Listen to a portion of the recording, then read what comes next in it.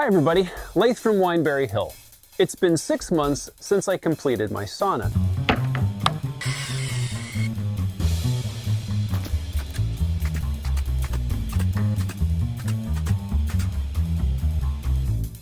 And in the last couple of months, that means I've been using it on a nearly daily basis. And so now that I've used it, I think it's time for me to share with you the highs, the lows, and the changes that I've made to the sauna since I completed it. I've been thinking about doing a monthly review of tools and products. And so what better way to kick that off than my review of my DIY wood-heated Wineberry Hill sauna. Starting with the outside, I'm really happy with the overall design, the shape and the layout of the interior of the sauna. I'd never built a sauna before, so I tried to research as much as I possibly could, but at the end of the day, the proof is in the pudding.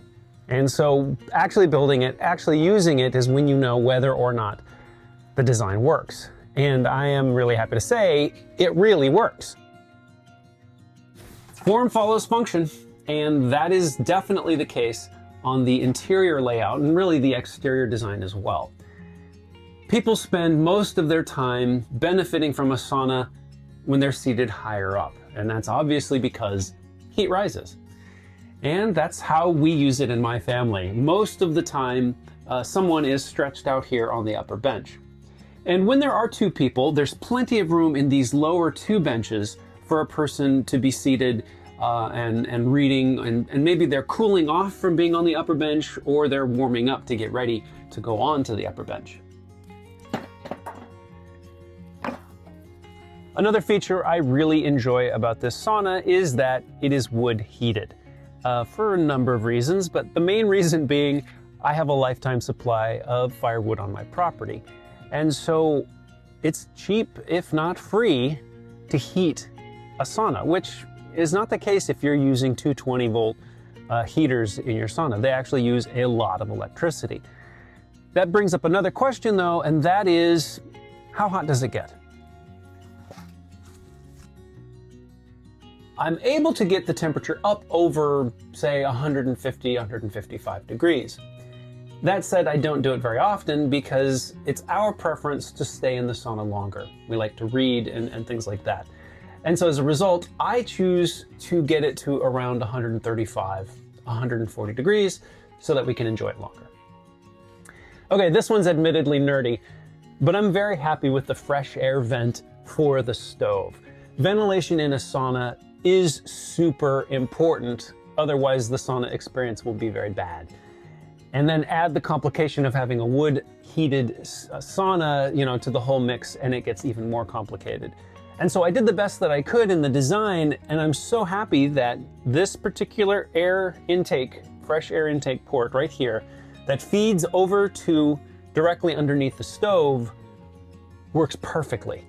There is a nice cool draft that goes straight into the vent when the fire is burning nice and hot. And so the fire can burn hot, it can breathe really well, and yet you wouldn't know it sitting in the sauna. There's no draft that comes in that blows on you. And so there you go. That's another thing that I'm really happy about. And while we're on the topic of air movement in the sauna, the other half of that equation, the exhaust, also works perfectly. I'm really happy with these motion detecting solar powered lights. I have one here on the outside and one on the inside. And that's because I typically use the sauna at night. And so when I walk out here, it's a welcoming sign, the lights come on, it's easy to see what I'm doing when I get into the sauna. Okay, so this is kind of one I didn't expect to even notice, but the smell of the cedar when it gets nice and heated up is amazing. And so I'm really glad that I did the work of trying to find cedar to install on the interior. And of course, one of the biggest things that I like was the price.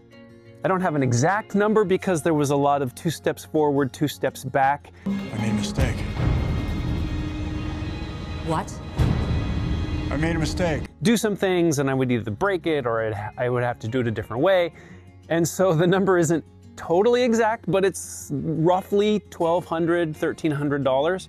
And it's possible that if I did it again, I might be able to get that number even lower. But regardless, being able to have a wood-heated kind of art object sauna in my backyard for around $1,200 is pretty amazing. All right, and now for a few things that could be changed or improved.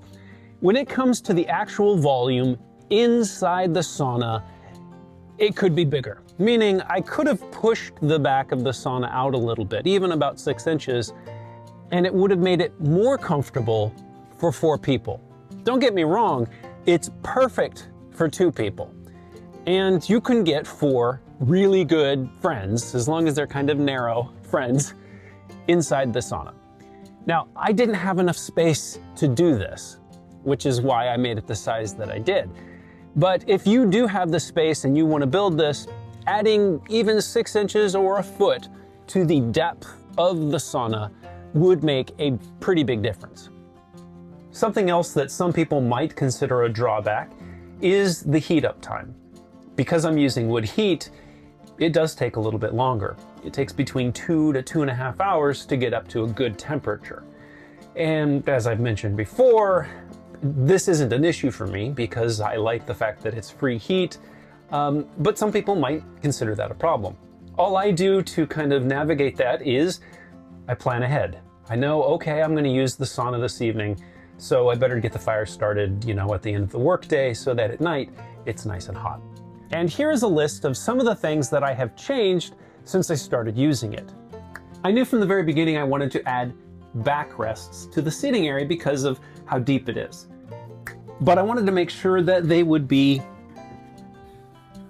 removable so that it wouldn't take up space if a person was stretching out. And talking about stretching out, almost immediately I knew that I was going to need to make it possible for the person on the lower bench to be able to stretch out. And so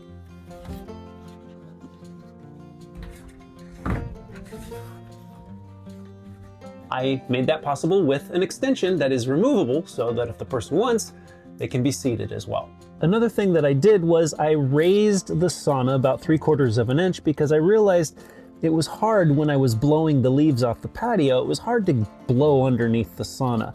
And by adding a little bit more height, it was a little easier to do that. I also added this additional cap to the chimney of this wood stove, because as I started using the wood stove, I noticed that after it would rain, I would get moisture inside the stove. And it turned out it was just the cap of the existing chimney pipe was allowing in water. Once I added this, problem solved. The last thing on my list is to make a couple towel or rope hooks for the outside of the sauna. Am I forgetting something? Is there something that you think I should be adding, or you have questions about what I have done or have not done? I'd love to hear about it. A lot of people have already downloaded the build guide that I created for this sauna.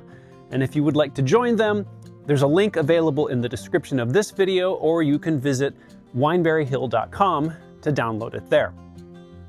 And as I often say, your comments and all that YouTube stuff make this channel possible. So thank you. And if you like this video, you might like these.